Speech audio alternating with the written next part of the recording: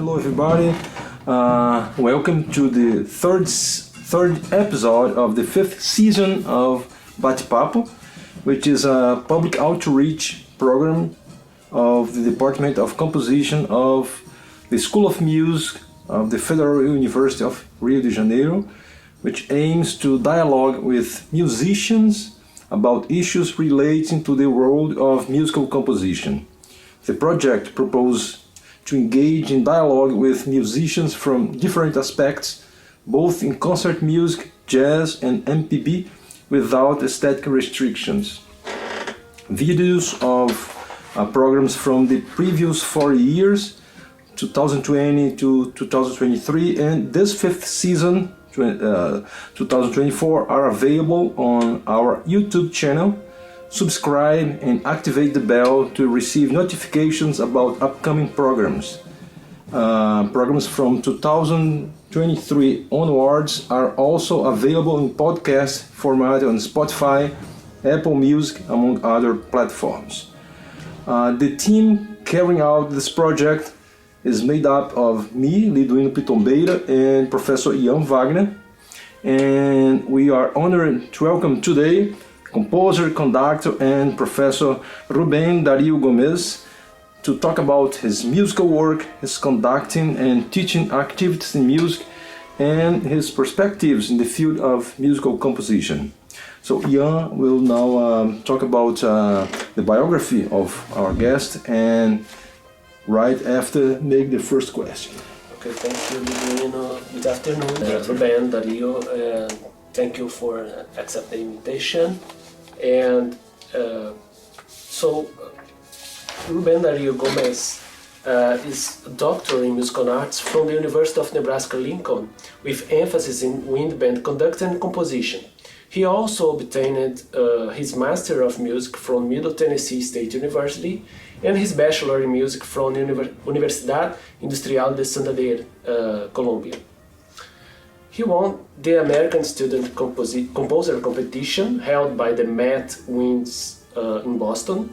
He is also a recipient of the Hixon-Lied Fellowship and the F. Pace Woods Scholarship, both offered by the Hixon-Lied College of Performing Arts at the University of Nebraska-Lincoln.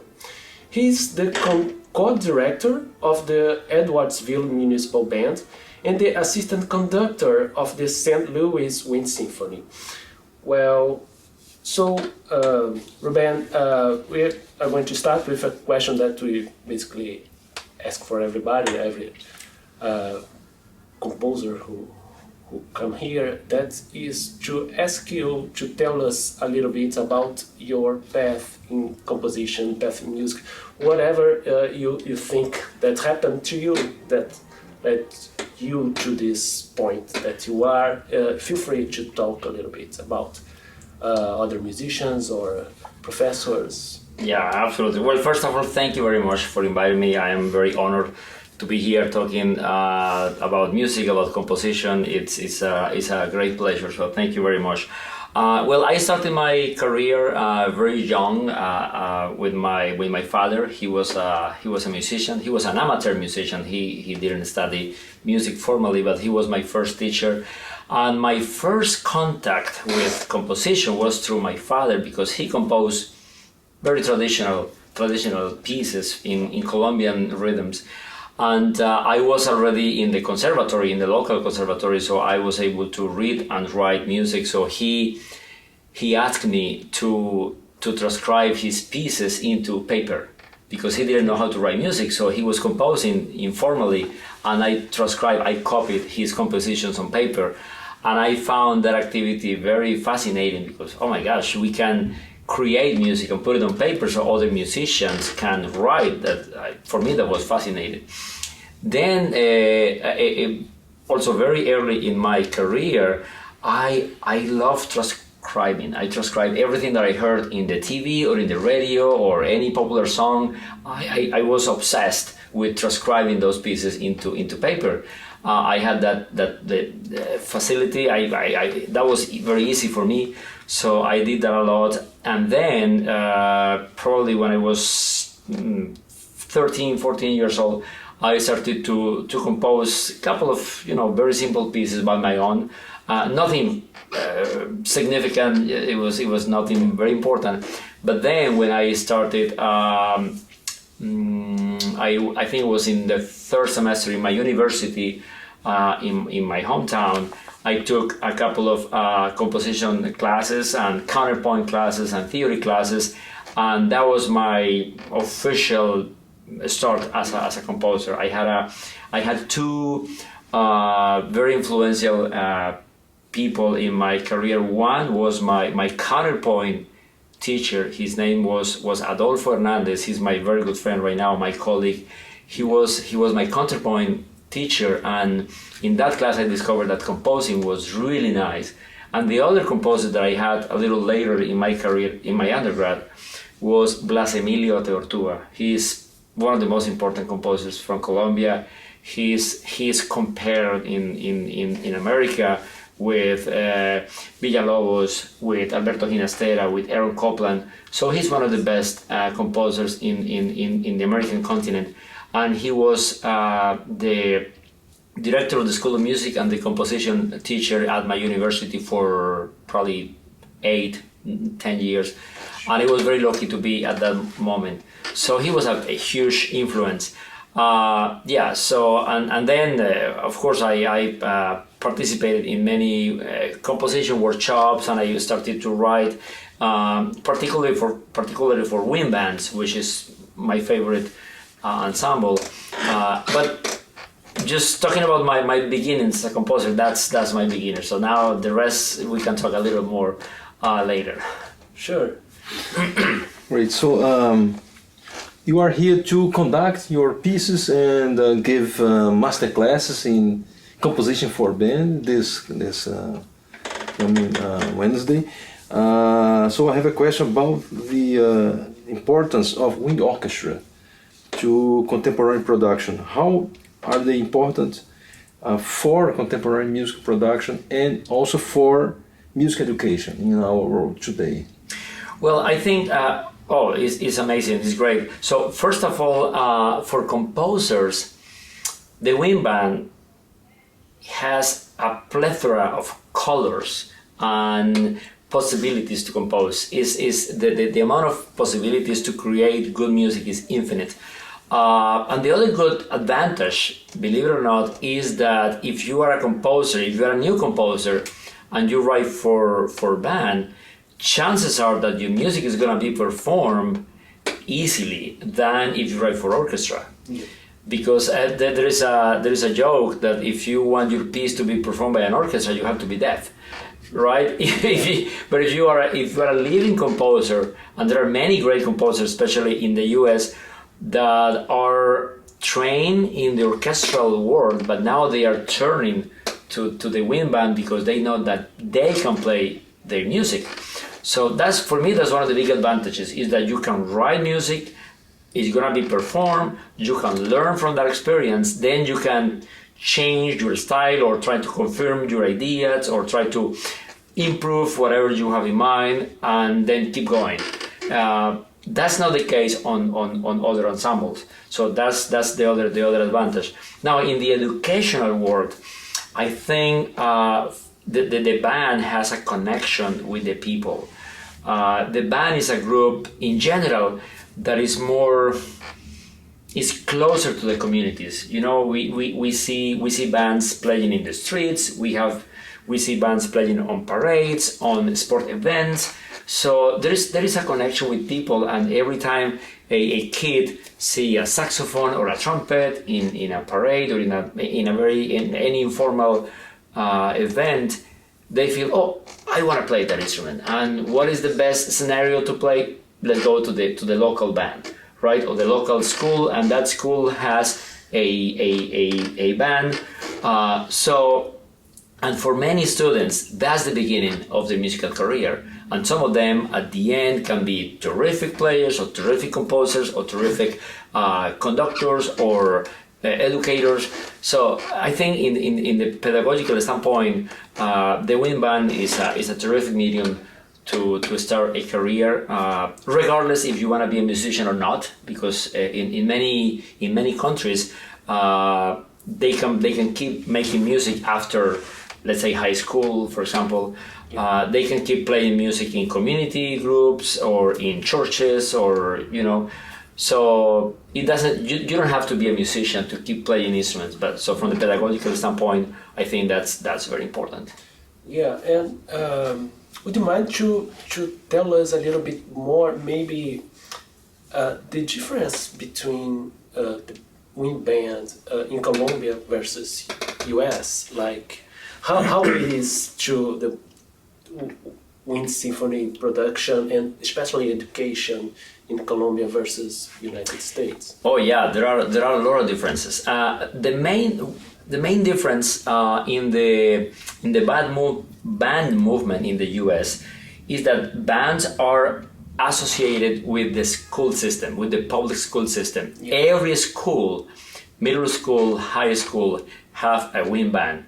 So it's curricular. It's a curricular activity. You have to take band the same way you take math or biology or history or any subject. Mm-hmm. So you need to go to a band class every day. That's not the case in Colombia. In Colombia, bands are more part of the community. Let's say the local government or the state government support teachers. So it's an extracurricular activity. So after school, they go to places, we call these places Casa de la Cultura, so culture houses or the local conservatory. So after school, they go there. Now, there are advantages and disadvantages of each option.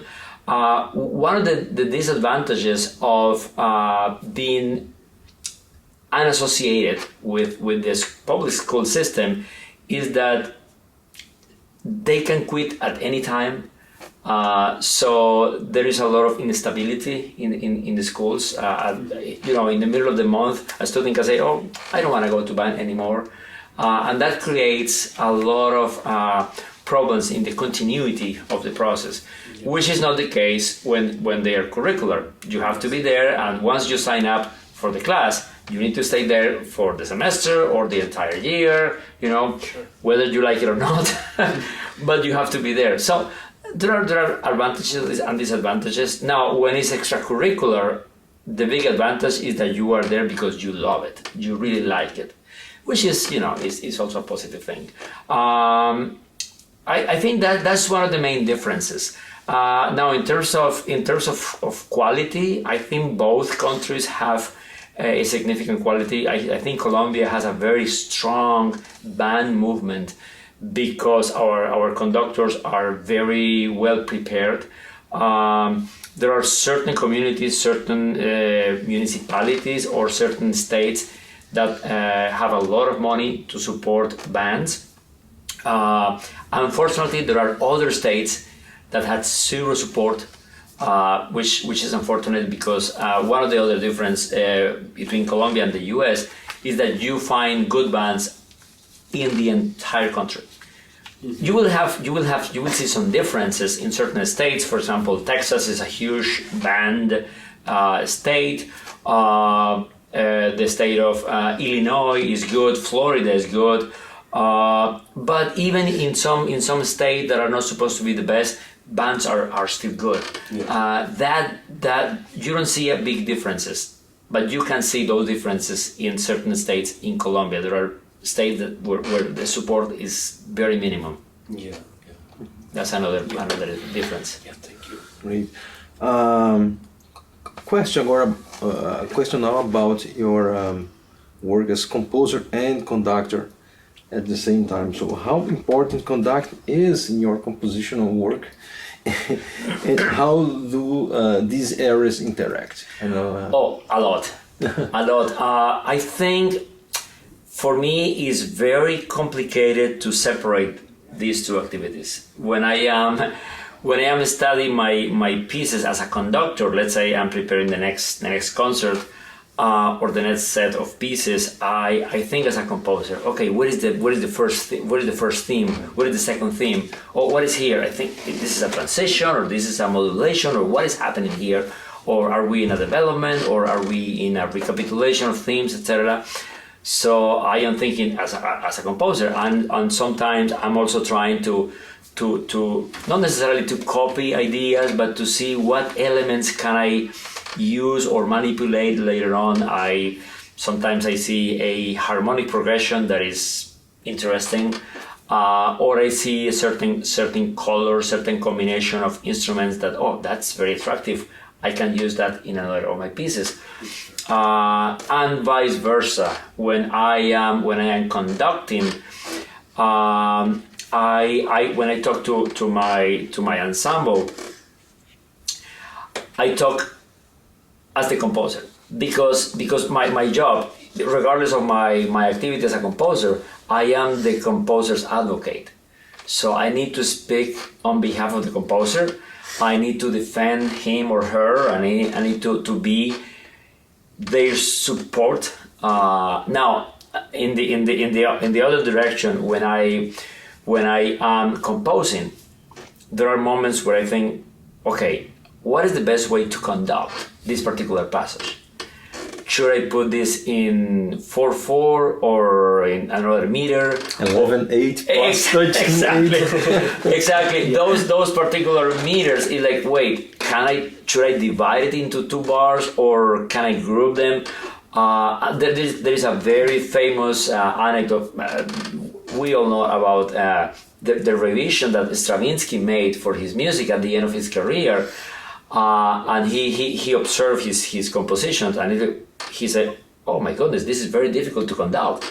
And when he started to conduct his own pieces, he decided to change a couple of things in terms of the bar lines. The music is still the same. Yes. But the bars are different because he wanted the music to be easier to be conducted. Right, exactly.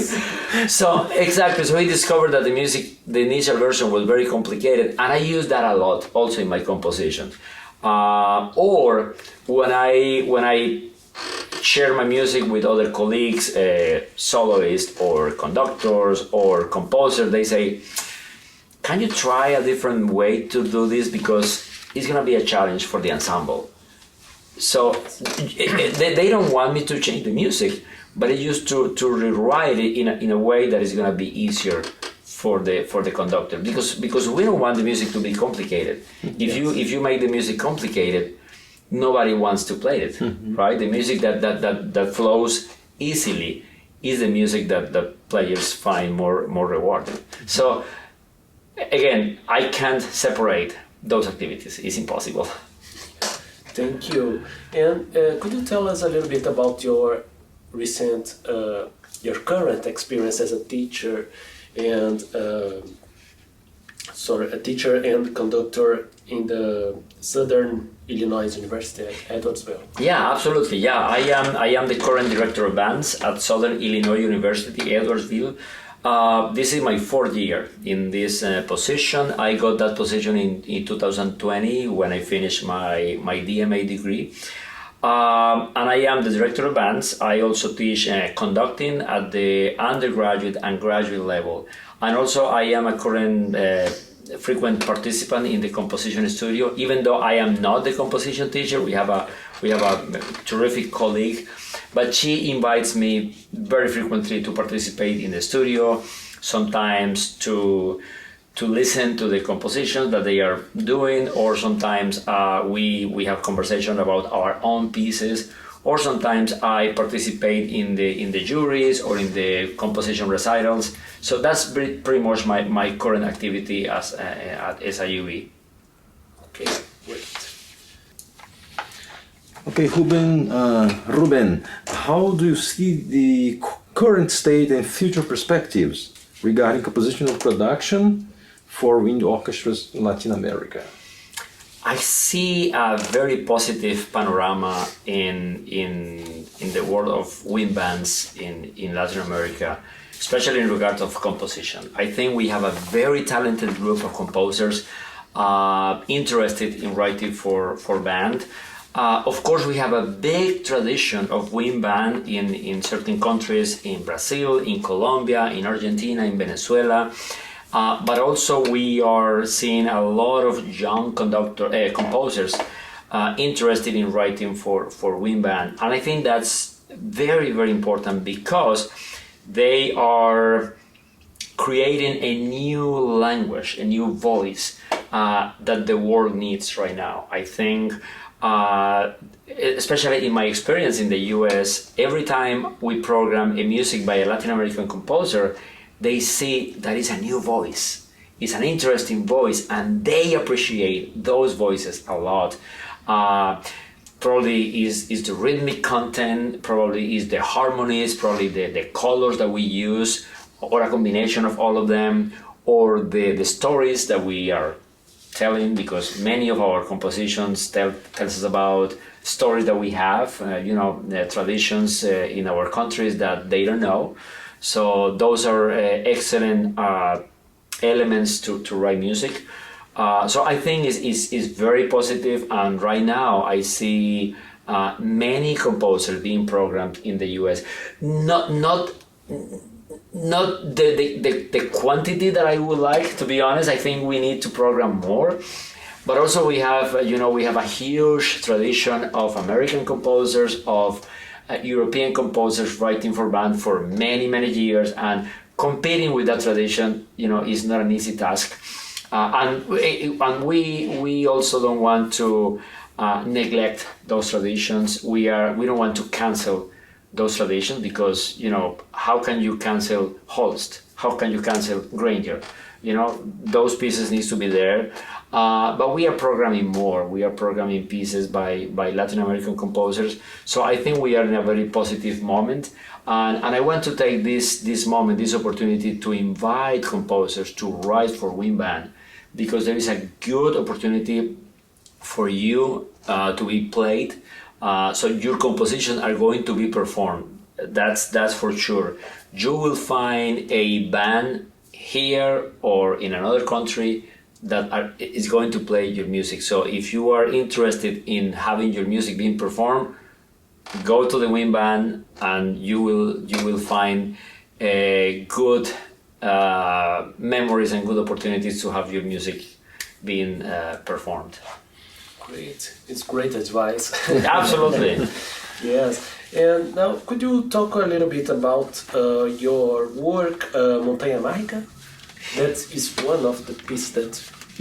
So in the concert that I'm conducting this week with the wind band here at the university, I'm doing a program that is comprised by a couple of pieces by American composers and two of my compositions. One of them is Montanha Mágica. Montanha Mágica is a piece that I wrote in 2008. I had 6 years writing for band at this moment. But it was a piece that I think I took one of the first risks as a composer with that particular piece. Before that, I was a little safe in my writing. In that piece, I was a little more ambitious. I tried a couple of programmatic ideas. Before that, I was programmatic, but not too accurate, I think. Okay. So Montanha Mágica is like Magic Mountain. Is a place in Colombia. It's a beautiful mountain in very close to Medellin. The municipality is called Santa Elena, and it's a place that people use for ecotourism, and it's a place that people use to be in contact with Mother Nature, basically, when they want peace, when they want to be calm, when they want to breathe fresh air, far away from the city, far away from all the chaos and the stress of the big city. They go there, and I visit that place a couple of times, because there is like a place for events and workshops. I was teaching there, and I was absolutely inspired. So a couple of months after, some friend asked me for a composition for a wind band, and I need to write a piece for Montanha Mágica. The piece is written in the style of bambuco, which is one of the most traditional rhythms in Colombia. It's a short piece. It's like 5 minutes, but it has a nice combination between folk tradition, bambuco, and some, let's say, modern harmonies. In Colombian music, traditional Colombian music, you don't find bitonality, or you don't find, well, in any traditional music, you don't find atonality, bitonality, or these modern techniques that you find in other music. So I was trying to combine these elements, so modern harmonies and traditional rhythms. So that's pretty much the inspiration and how this piece works. And this is not a super difficult piece. It's a grade 4. In band we have levels from grade 0 to grade 6. 6 is the hardest. So grade 4 is a very accessible piece, and it's a piece that surprisingly has been performed in the US many times. So when I released my website, my online store a couple of years ago, it was one of the pieces that has received a lot of attention in the US because it's very accessible. It's in the style of bambuco, which is tricky for non-Colombian bands, but this one, I think, I don't know why, but it's not super complicated. So non-Colombian bands with little experience with bambuco can grasp the rhythm very easily, and I think that's why the piece has been a success. Yeah, it reminds me something because it's a piece that uses your how can I say, your reading about bambuco, about a traditional genre. I imagine that Colombian traditional genres, they have certain kinds of rhythm and some kind of preferable way to write the rhythms in the score that are not the way that traditional music in US is written.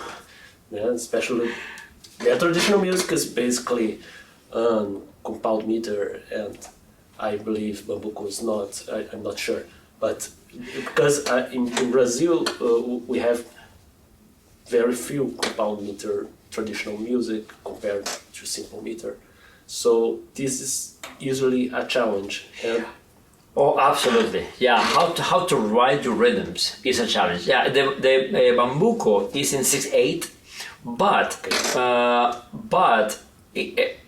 every rhythm in 6/8 in Latin America, not only in Colombia, in all Latin America, is a constant combination between 6/8 and 3/4. 3/4. oh yeah, All the time. We have that in every country. If you go from Mexico to Argentina, every country has a music that is 6/8 3/4 or 3/4 6/8 or any combination of these two. And when you're writing the music in the score, you need to make a decision. And for us it's very easy to write, okay, 6/8 bars go in 6/8, 3/4 bars go in 3/4, but for them, they need to see everything in the same style. So everything in 6/8, because when you change the grouping, it's like they got crazy. So, but one of the things that I have experienced conducting my music with American ensembles is that they need to feel the music more, because sometimes, especially in academia, they tend to rely a lot on reading the music instead of feeling.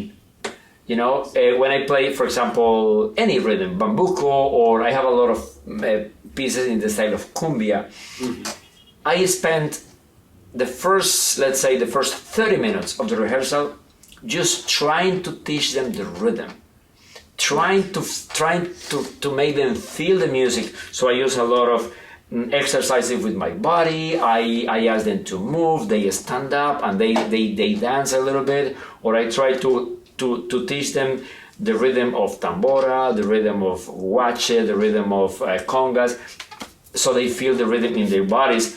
And then when we go to the music, I say, okay, try to see how your notation is exactly what we just did with your bodies. So don't read the music, feel it, try to feel it. And I think that's a very good strategy because then we can eliminate the challenges of not understanding how the music is written, right? Yeah, because music, as any language, is learned first by imitation, right? You learn to speak listening to your fathers, to your parents, and then many years after you know how to read or how to write. With music, should be the same. Yeah. So that's my way to teach them. Hey, feel it first, and then use the paper as a reference, but not use the paper as the main element of learning. So I think that's a good solution for trying to reconcile the difficulty of how to write traditional rhythms in a correct way. I think it's better to teach them the rhythms and then use the notation. Okay, great. Thank you. Okay, so in this program we have another piece. It's Latinoamérica Despierta. If you could talk a little bit about this piece. Yeah, this is the other piece that we are having in this concert. That was the piece that I used when I won the student composition contest. That was in 2018. I was still a student. I was still a DMA student at the University of Nebraska-Lincoln. So I participated in that competition, and the prize. Basically, I participated with previous composition. So I submit a couple of pieces for consideration. Then the prize was a commission. And that was the piece that I composed for this prize. It was written in 2020, so during the pandemic. So I had plenty of time to write that piece. That was good. That was one of my pandemic projects. And the piece is based on the social movements in Latin America. Every country, in one way or another, had some moments where people are protesting, especially against governments, you know. And we are seeing that today, and we saw that 20 years ago, 40 years ago, 60 years ago. That doesn't seem to end, unfortunately. But people, when they are not happy about the governments, they go to the streets and they protest, right? And in certain countries, sometimes these protests are huge, are massive. So for me, I was trying to identify all the countries where that happened, and basically I found that all of them had those social protests. So that's why the title is Latinoamérica Despierta. At some point I was trying to call it Colombia Despierta, or South America Despierta, but I found that every country in Latin America had those conflicts. So that was the argument. So that was the inspiration. Now, when we talk about the content itself, it's not in 6/8, it's in 12/8, which is 2 bars of 6/8. And I found that way a little easier for American bands, because the piece was written for an American ensemble. Yeah. So the Boston Winds, which is a semi-professional ensemble in Boston, was the commissioning ensemble. So I was writing particularly for them, with the hope that other American ensembles will perform the piece. So I was thinking, okay, what is the easiest way for them to play a music in 6/8? So I put it in 12/8. And the rhythms are a combination of all the 6/8 material that we have in Latin America, but nothing specifically, nothing, let's say, we can't hear a bambuco or a chacarera or a vals peruano or huapango from Mexico, because all of these rhythms might be in 6/8 or 3/4, but I was trying to avoid being too literal. Because if I were too literal and you can identify, okay, yeah, this is a huapango. Now it's no longer in Latin America. It's something from a specific country. So I intentionally avoid a specific or literal citations of this rhythm. Instead, it's a mix of those rhythms. That's for the first idea. The second idea is in 2/4 is a more strict rhythm that is not associated with folk tradition, and that's the motive that exemplifies the government. So the people is the 6/8 material. It sounds very folk, and the percussion is they have a lot of congas, a lot of drums, a lot of shakers. You know, the instrument that people use. And the second theme is very square. You know, it's like the for me is the government, and the whole piece is based on these two elements. Yeah, that's basically the main argument and the main story of that piece. And it's another piece that when I took a lot of let's say risks or challenges in my writing. Particularly in the percussion section, I explore a lot, again because it was written for an American ensemble and they have a lot of percussion, not only the instruments, but also they have the players. So I wrote for many instruments. They gave me total freedom, which is not always the case. When I write for Colombian bands, the percussion possibilities are a little limited, but in this case I had total freedom, so that was a good opportunity to explore many of my percussion writing. Mm-hmm. So, Ruben, could you tell us about future projects that you are aiming for? Yeah, right now I'm working on a piece for clarinet and wind band. It's a concertino for clarinet. I started my series of concertinos a couple of years ago, and I'm trying to do all the instruments. I have done a couple: trombone, flute, percussion, trumpet. Now I am working on a concertino for clarinet and wind band that is commissioned by a phenomenal clarinetist, Manuel Martinez. He's from Spain. He's one of the members of Barcelona Clarinet Players, a phenomenal clarinet quartet that I have worked with them. So that's my immediate project. We are supposed to premiere that piece in less than 2 months in Colombia. So he's coming from Spain to Colombia to premiere that piece with the National Wind Band in Colombia, where I am also conducting. I have another commission right now. I have a piece for solo flute and accompanied flute for a very nice colleague. She's Colombian, but she also teaches in Arkansas in the US. So that's a piece that I'm also aiming to finish soon.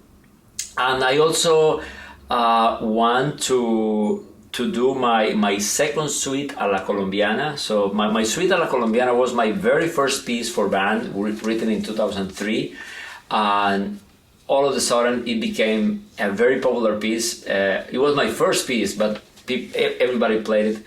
And since 2003 I haven't written another suite a la Colombiana, and now we are in 2024, so 21 years after, and I was checking some sketches and some ideas that I had, and I started to put a couple of ideas together, and I think I have enough materials to finish my second suite a la Colombiana. So I think that's something that I want to finish. It's not a commission by any ensemble. It's just a piece that I want to write for myself. Those are the 3 very specific projects that I have in mind. But I also have a couple of ideas. I want to expand my portfolio about pieces for young ensembles based on Latin American rhythms.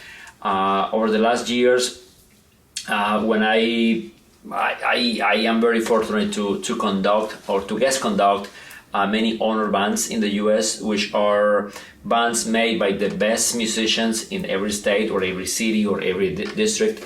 And every time I put some of my easy compositions, and I discover that they really like pieces based on Latin American rhythms because, well, first of all, it's nice music, and second, there is a lot of Latino students in the U.S. right now, so they find these pieces very appealing to them.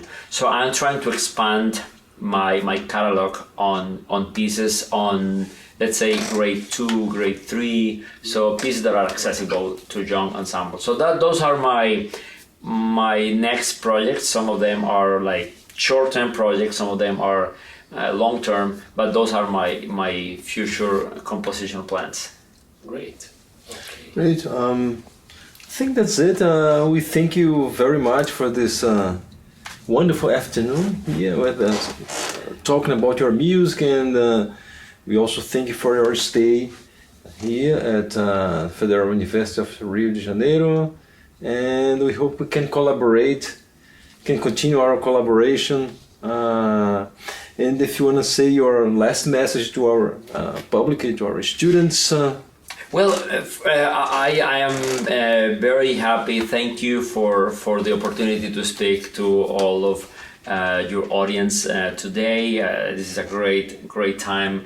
I am here in Rio because of my good friendship with a nice colleague, Marcelo Jardim, which is a great friend and great conductor, great musician. We have been talking about being here for probably 15 years. I got to know him many years ago, and finally 15 years after, it's a dream come true. So being here in Brazil for the first time is an honor. It's a great opportunity for me to do the two things that I love, which is conducting and playing my music. So thank you very much. It was great talking to you, and I hope that we have an opportunity to do another collaboration about this or any other collaborations in the future. So I'm very honored. Thank you. Thank you. Thank you.